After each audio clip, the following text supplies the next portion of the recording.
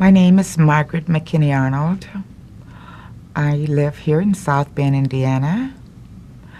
I am presently 63 years old, and I was diagnosed with breast cancer at the age of 60. My life today on the other side of breast cancer involves me taking life more seriously. I guess before the diagnosis, I just kind of took some things for granted that this is my life and and I choose how I wanted to live it. But I think since I was given a second chance, I find myself trying to be a better breast cancer advocate. I try to be a better grandmother, and I certainly try and be more valuable to my employer. And it's like I was given this opportunity to, whatever I had not done quite right before, I was given a chance to kind of start over again, and that's how I look at it. When I was diagnosed, my biggest fear was that I would die. And I think the reason I felt that because being a breast cancer advocate prior to and working with breast cancer survivors before, I never thought that would happen to me.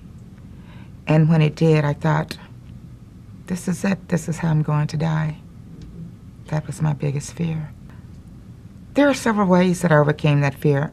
First of all, my faith in God, my family, my friends, and certainly my colleagues that I work with were very much supportive in my overcoming that fear. I'm the manager of African American Women in Touch, which is an organization that brings about breast cancer awareness to African American women. And prior to my own diagnosis, I had worked in this position, working with breast cancer survivors for 8.5 years.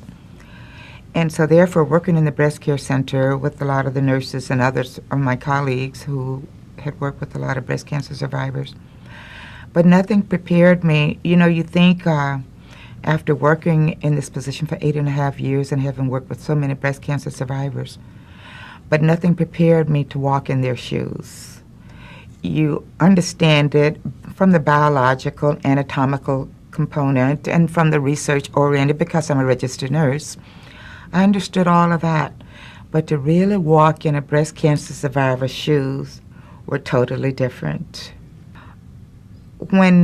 It's very easy when you're standing on the outside looking in to give direction and to try and help somebody, but when you're caught up in that, you're no longer as objective. And so it was so important for me to have someone who was objective. All the time I had been able to be objective, but this time I was on the subjective end and I needed someone to be objective, and that was a really big help. What I learned about myself that I didn't know prior to cancer is how tough breast cancer survivors really are. You know, we joke sometimes, some of my breast cancer survivor friends and I, we kind of joke, and you might have to edit this, but we also, you know, we say sometimes that we might have lost our boobs, but we gained balls. And that's, and that's what happened. Breast cancer survivors are so resilient.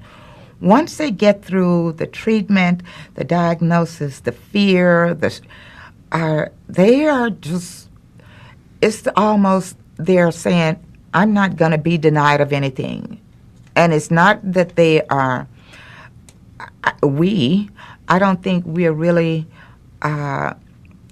aggressive in that nature, but we're very assertive. And we want it to be better for others. And I think everything we do, because we've been there, I think we strive to make it better for others.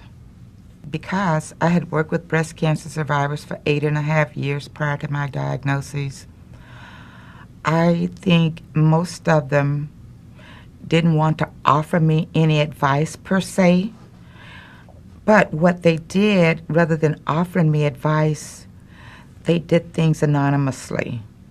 Like the little cards they would leave that had encouraging words, or little mementos on my desk. What they did, they gave to me some of the things that I found that I had been given to them that meant so much. And, you know, when you go to your desk and you see this and you think, My God, how could they think of that? But it was like I was getting back because prior to that, I really didn't. What I was doing, I do because I love and to help someone. But then so much of that came back to me through those other cancer survivors rather than verbal conversation. And that helped me. So that's what they did.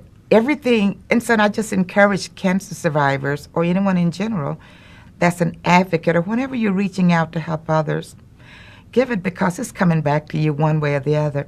And it came back to me when I needed it most. What I would like to tell women who are newly diagnosed or afraid to seek treatment, first of all, breast cancer treatment has come so far. And every year there are major breakthroughs. And so breast cancer is no longer a death sentence. You know, we're talking surviving. We're talking treatment and surviving. And that's what it's about anymore. And even since I was diagnosed 3 years ago, there have been so many advances in treatment. It's just awesome. So I would tell any woman that newly diagnosed, go for it because chances are you will be a survivor. However, I would also like to tell women that are afraid, and fear is so real.